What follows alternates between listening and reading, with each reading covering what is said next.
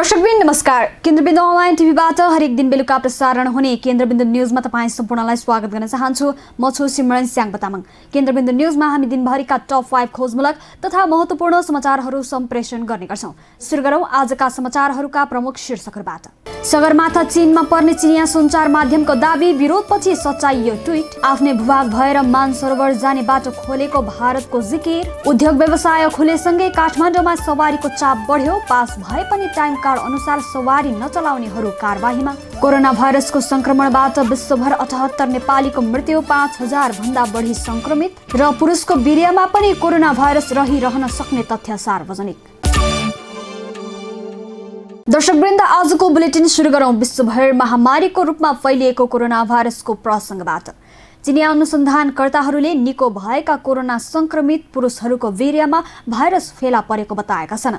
38 जना पुरुषहरूमा गरिएको अनुसन्धानमा 16% वीर्यमा कोरोनाको जीवाणु देखिएको हो। हेरौं पूरा समाचार। विश्वभर महामारीको रूपमा फैलिएको कोरोना भाइरस अर्थात् कोभिड-19 को बारेमा विश्वभर अनुसन्धान भइरहेको छ। एकातिर यसको संक्रमणको विषयमा अध्ययन अनुसन्धान भइरहेको छ भने अर्कोतिर उपचार पद्धतिका बारेमा पनि अनुसन्धान भइरहेको छ। चीन, अमेरिका, इजरायल लगायतका मुलुकहरूले यस विषयमा विभिन्न तथ्यहरू सार्वजनिक गर्दै परीक्षण अघि बढाएका छन्। चिनिया अनुसन्धानकर्ताहरूले हालै एउटा नयाँ तथ्य सार्वजनिक गरेका छन्। उनीहरूले निको हुन लागेका पुरुषको वीर्यमा भाइरस रहिरहन सक्ने तथ्य फेला पारेको दावी गरेका हुन्। बेइजिङ स्थित चिनिया जनमुक्ति सेना जनरल अस्पतालका डियानजेङ लीले बिरामीको वीर्यमा SARS-CoV-2 देखिन सक्ने भेटिएको र निको हुँदै गरेका बिरामीमा पनि त्यस्तो देखिन सक्ने बताएका छन्। जनवरी र फेब्रुअरीमा स्याङ्क्यू नगरीय अस्पतालमा उपचार गराएका 38 जना पुरुषहरूमा अनुसन्धानकर्ताले अध्ययन गरेका थिए। त्यसमध्ये 16% को वीर्यमा कोरोनाको जीवाणु देखिएको थियो। तीमध्ये 1/4 गम्भीर अवस्था र झण्डै 9% निको हुने अवस्थामा थिए। यस अध्ययनका अनुसार यौन सम्पर्क मार्फत पनि कोरोना सर्न सक्ने सम्भावना हुन्छ। यसअघि इबोला र जिका भाइरस वीर्यसम्म फैलिएको पाइएको थियो। यद्यपि यसबारेमा थप अनुसन्धान भइरहेकाले वीर्यबाट कोरोना फैलिने विषय भने अझै पूर्ण रूपमा पुष्टि हुन बाँकी छ। यसअघि महिलाको यौन हर्मोनमा हुने एस्ट्रोजेनका कारण रोग प्रतिरोधात्मक प्रणाली सक्रिय हुने तथ्य बाहिरिएको थियो। अहिले कोरोनाले महिला भन्दा पुरुष बढी संक्रमित हुनुका पछाडि यसलाई पनि एउटा मुख्य कारण मानिएको छ। न्युयोर्कको लङ आइल्यान्ड स्थित Stony Brook University School of मेडिसिनले 110 जना कोरोना संक्रमित पुरुष बिरामीलाई महिलाको यो हर्मोन दिएर परीक्षण थालिएको छ। गत डिसेम्बर अन्तिम साता चीनको वुहानबाट सुरु भएको यो भाइरसले विश्वभर 2,80,000 भन्दा बढीको मृत्यु भइसकेको छ। विश्वभर कोरोना भाइरसबाट संक्रमितको संख्या 41 लाख नागेको छ। ती मध्ये 14 लाख भन्दा बढी पूर्ण रूपमा निको भएर घर फर्किसकेका छन्। अब प्रवासी नेपालीको प्रसङ्ग। कोरोना भाइरसको संक्रमणबाट विश्वभर 78 जना नेपालीको मृत्यु भएको छ। त्यस्तै 5000 जना भन्दा बढी संक्रमित भएका छन्। हेरौं यसै विषयमा तयार पारिएको यो रिपोर्ट। विश्वभर महामारीको रूपमा फैलिरहेको कोभिड-19 संक्रमणका कारण मृत्यु हुने गैर आवासीय नेपालीको संख्या 78 पुगेको छ।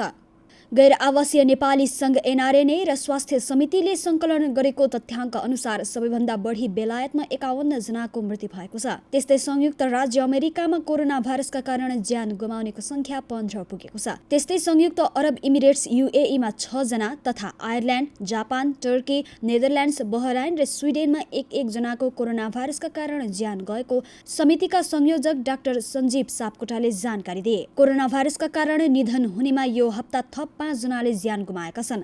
ज्यान गुमाउनेमा बेलायतका 2 तथा स्विडेन, बहराइन र UAE का 1-1 जना थपिएका छन्। संयोजक डाक्टर सापकोटाका अनुसार नेपाल बाहेक विश्वभर 5472 गैर आवासीय नेपाली कोरोनाबाट संक्रमित छन्। विदेशमा रहेका नेपाली समुदायमा कोरोना भाइरस संक्रमणको गति गत साताभन्दा कम हुँदै गएको सापकोटाको भनाइ छ। विश्वभर छरिएका गैर आवासीय नेपाली विज्ञ चिकित्सकको समूहले तयार पारेको सो आँकडा अनुसार 9 देशमा गैर आवासीय नेपालीको ज्यान गएको छ भने बाँकी 20 देशमा रहेका नेपाली कोरोना भाइरसबाट संक्रमित छन्। स्वास्थ्य समितिका अनुसार कतारमा 2300, अमेरिकामा 1500, बेलायतमा 1000, बहराइनमा 245, UAE मा 149, नेपालमा 109, कुवेतमा 78, मलेसियामा 49, साउदी अरेबियामा 30, पोर्चुगलमा 6, आयरल्यान्डमा 22, स्पेन र अस्ट्रेलियामा 12-12, जापान र क्यानाडामा 10-10, बेल्जियममा 6, स्विजरल्यान्डमा 5, जर्मनी र फिनल्यान्डमा 4-4, साइप्रस र न्युजिल्यान्डमा 3-3, माल्दिभ्स, माल्टा र हङकङमा 2-2 तथा म्यानमार र फ्रान्समा 1-1 गैर आवासीय नेपालीलाई कोरोना सङ्क्रमण भएको छ। यो साता फिनल्यान्ड, स्विडेनका नेपालीमा नयाँ सङ्क्रमण देखिएको एनआरएनए कोभिड-19 उच्च स्तरीय समितिका प्रेस संयोजक चिरण शर्माले जानकारी दिए।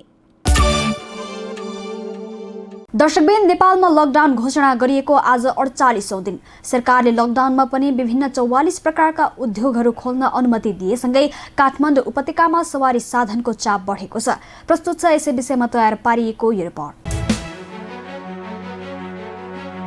लकडाउनको 48औं दिन आज काठमाडौँ उपत्यकामा सवारी साधनको चाप बढेको छ। सरकारले लकडाउनमा पनि विभिन्न 44 प्रकारका उद्योग व्यवसाय खोल्न दिने निर्णय गरेसँगै उपत्यकामा सवारी साधनको चाप बढेको हो। सरकारले गत शुक्रबारदेखि ती उद्योग व्यवसाय खोल्ने अनुमति दिएपछि आज आइतबारदेखि मात्रै खुल्न थालेका हुन्। पास बाहक निजी सवारी सञ्चालन भए पनि सार्वजनिक सवारी साधन नचलेका कारण पैदल हिँडेर कार्यालय जानेहरूको संख्या पनि बाक्लो देखिन्छ। उद्योग कलकारखाना खुलेपछि भिडभाड हुने भन्दै सरकारले उपत्यकामा चल्ने सवारी साधनका लागि टाइम कार्ड निर्धारण गरेको छ, जस अनुसार सरकारी कार्यालयका कर्मचारीहरूले बिहान 9 बजेदेखि 10:30 बजेसम्म कार्यालय जान र बेलुका 5 बजेदेखि 6 बजेसम्म घर फर्कन पाउनेछन्। यस्तै बैंक तथा वित्तीय संस्थाका कर्मचारीले बिहान 9 बजेदेखि 10:30 बजेसम्म जान र 3:30 बजेदेखि 5 बजेभित्र फर्कन पाउनेछन्। त्यस्तै सामान्यतया खाद्यान्न, तरकारी, इन्धन लगायतका अत्यावश्यक खाद्य सामग्री बिहान 10 बजेभित्र ढुवानी गरिसक्नुपर्ने छ। निर्माण सामग्री बोक्ने वा अन्य सामग्री बोकेका ठूला टिप्पर र ट्रकहरू भने बेलुका 8 बजेदेखि बिहान 6 बजेसम्म मात्रै उपत्यका प्रवेश गर्न पाउनेछन्। महानगरीय ट्राफिक प्रहरी महाशाखाका प्रमुख एसएसपी भीमप्रसाद ढकालका अनुसार आजदेखि पास भएकाले पनि तोकिएको समयमा मात्र सवारी चलाउन पाउने भएका छन्। पास भएपछि बिना काममा हिँडिरहने वा एउटा काममा पास लिएर फरक प्रयोजनमा प्रयोग भएको पाइएमा कारबाही हुने उनले बताए। औषधि र खानेपानीका लागि भने टाइम कार्ड लागू हुने छैन। सरकारले औषधिजन्य वस्तुको उत्पादन, बिक्री वितरण, दैनिक उपभोग्य वस्तुको उत्पादन र बिक्री वितरण, निर्माणजन्य सामग्रीको ढुवानी, बैंकिङ सेवा सञ्चालन, कृषिजन्य वस्तु उत्पादन र बिक्री वितरण गर्न पाउने निर्णय गरेको थियो। सरकारले सार्वजनिक सेवाका क्षेत्रहरूमा 1/4 सवारीलाई मात्र पास उपलब्ध गराउने, सञ्चालनमा आउने विभिन्न उद्योग प्रतिष्ठानहरूले श्रमिकलाई छुट्टै स्थानमा बस्ने व्यवस्था मिलाएर काम लगाउने, स्थानीयसँग सम्पर्क नहुने गरी खाजाको व्यवस्था गर्ने र त्यसको खर्च उद्योगले बेहोर्ने र कार्यस्थललाई नियमित सेनिटाइजेसन गरी काम सुचारू गर्नुपर्ने उल्लेख गरेको थियो। छिमेकी मुलुक भारतले लिपुलेक हुँदै तिब्बतको मानसरोवर जाने सडक बनाएपछि नेपालमा विरोध चर्किएको छ। सामाजिक सञ्जाल, सडकदेखि संसदसम्म यसै विषयमा आवाज उठिरहेका छन्। भारतले भने आफ्नै भूभाग भएर सडक खोलेको जिकिर गरेको छ। प्रस्तुत छ यसै विषयमा तयार पारिएको यो रिपोर्ट। भारतले नेपाली भूमि लिपुलेक हुँदै मानसरोवर जोड्ने सडक सञ्चालनमा ल्याएपछि फेरि एकपटक नेपाल भारत बीचको सम्बन्धमा चिसोपना छाएको छ। शुक्रबार भारतका रक्षा मन्त्री राजनाथ सिंहले सडकको उद्घाटन गरेपछि नेपालमा विरोध सुरु भएको हो। अहिले सामाजिक सञ्जालदेखि सदनसम्म यही विषयले तातेको छ। भारतले भने आफ्नै भूमि भएर तिब्बतको मानसरोवर जोड्ने सडक बनाएको दाबी गर्दै आएको छ। भारतीय विदेश मन्त्रालयका प्रवक्ता अनुराग श्रीवास्तवले यो सडक भारतको उत्तराखण्डको पिथौरागढ जिल्लाभित्र पर्ने र उक्त सडक भारतीय भूमिभित्रै रहेको विज्ञप्तिमा उल्लेख गरेका छन्। यो सडक कैलाश मानसरोवर यात्राका तीर्थयात्रीहरूले प्रयोग गर्ने पहिलाकै बाटो पछ्याइएको छ वक्तव्यमा भनिएको छ। नेपाल र भारतको सीमा विवाद समाधान गर्न संयन्त्र बनेको भन्दै भारतले कूटनीतिक संवादबाट समस्या समाधान गर्न प्रतिबद्धता जनाएको छ। भारतले नेपाली भूभाग लिपुलेक हुँदै मानसरोवर जाने सडक बनाएर उद्घाटन गरेपछि नेपाल सरकारले आपत्ति जनाएको छ। शनिबार सत्तारूढ दल नेकपाले पनि विज्ञप्ति जारी गर्दै लिपुलेक हुँदै निर्माण गरेको सडकले नेपालको सार्वभौमिकताको अवमूल्यन गरेको भन्दै विरोध गरेको हो। यसैबीच प्रतिनिधि सभाको आजको बैठकमा सार्वजनिक महत्त्वको विषयमा सरकारको धारणा प्रस्तुत गर्दै परराष्ट्र मन्त्री प्रदीप गेवालीले छिमेकीका संवेदनशीलतामाथि प्रश्न उठ्ने काम नगर्न आग्रह गरेका छन्। भारतले आफ्नो राजनीतिक नक्सा सार्वजनिक गरेपछि नेपालले लिम्पियाधुरा, लिपुलेख र कालापानी सहितको क्षेत्र नेपालको हो भनेर हाम्रो मान्यता पुष्टि गर्दै लगेको जानकारी दिँदै उनले भारतको ध्यानाकर्षण गराउन सरकारले पटक पटक डिप्लोमेटिक नोट पठाएको सदनलाई जानकारी गराए।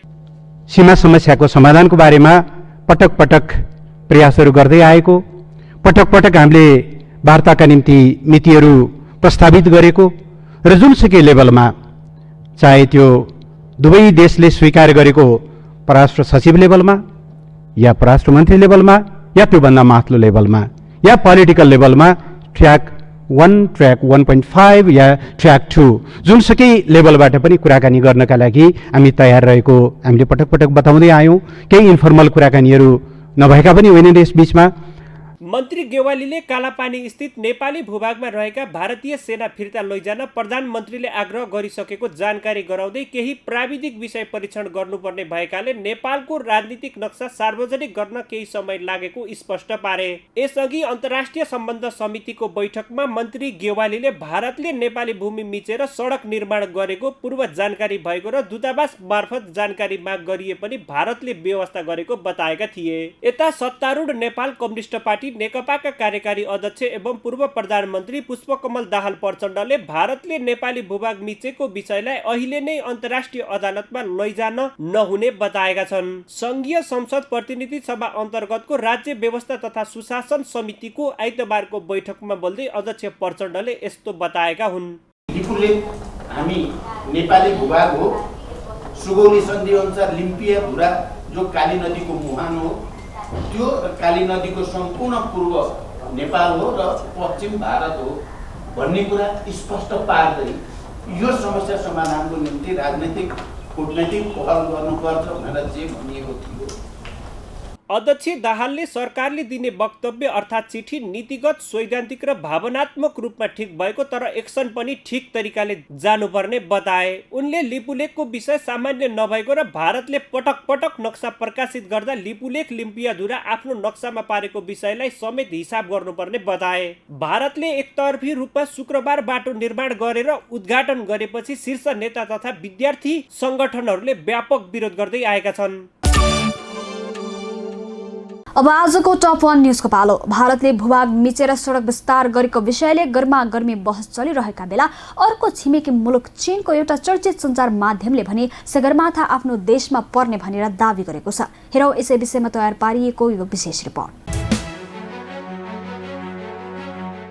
दक्षिण छिमेकी मुलुक भारतले नेपाली भूमि लिपुलेख हुँदै चीनको तिब्बत स्थित मानसरोवर जोड्ने सडक सञ्चालनमा ल्याएको विषयमा विवाद भइरहँदा एक चिनिया सञ्चार माध्यमले सर्वोच्च शिखर सगरमाथा चीनमा पर्ने दावी गरेको छ।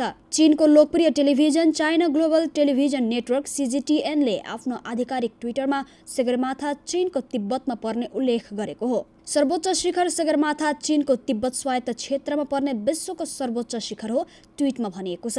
समाचारको आलोचना सुरु भएपछि ट्विट सच्याइएको छ। अहिले सगरमाथा नेपाल र चीनको सिमानामा पर्ने उल्लेख गरिएको छ। चीनले सन् 1949 यता 5 पटक सगरमाथाको उचाइ नापिसकेको छ। सन् 1975 मा सगरमाथाको उचाइ 8848.13 मिटर र 2005 मा 8844.43 मिटर पाइएको थियो। त्यस्तै चीनले सन् 2005 मा सगरमाथाको उचाइ 8844 मिटर रहेको र हिउँको उचाइ 4 मिटर जति रहेको बताएको थियो। सन् 1979 मा अमेरिकाको नेशनल जियोग्राफिक सोसाइटीले सगरमाथाको उचाइ 8850 मिटर भएको उल्लेख गरेको थियो, तर त्यसलाई अस्वीकार गरिएको थियो। 2072 सालको भूकम्पपछि सगरमाथाको उचाइ केही घटेको अनुमान गरिएको थियो। त्यसपछि सरकारले सगरमाथाको उचाइ नापेको थियो, तर त्यसको प्रतिवेदन भने सार्वजनिक गरिएको छैन। उता चीनले पनि तिब्बती मोहडाबाट सगरमाथाको उचाइ नाप्न सुरु गरेको छ। यस स्टेसनलाई विश्वको सबैभन्दा अग्लो स्थानको 5G स्टेसन भनिएको छ। चिनिया सर्भेयर र आरोहीको टोली आधार शिविर पुगेका छन्। यसैबीच चिनिया टेलिकम कम्पनी हुवावेले केही समय अघि सगरमाथाको आधार क्षेत्र 6500 मिटरमा 5G सेवा विस्तार गरेको छ। यतिन्जेल केन्द्रबिन्दु न्यूज हेरेर साथ दिनुभएकोमा तपाईँ सम्पूर्णलाई धेरै धेरै धन्यवाद। भोलि पुनः यही समयमा आउने बाचा गर्दै छुट्टिन चाहन्छौँ। नमस्ते। केन्द्रबिन्दु न्यूज हेर्दै गर्नुहोला र नयाँ नयाँ अपडेटका लागि केन्द्रबिन्दु च्यानललाई लाइक, कमेन्ट र सब्स्क्राइब गर्नका साथसाथै www.kendrabindu.com पनि हेर्दै गर्नुहोला।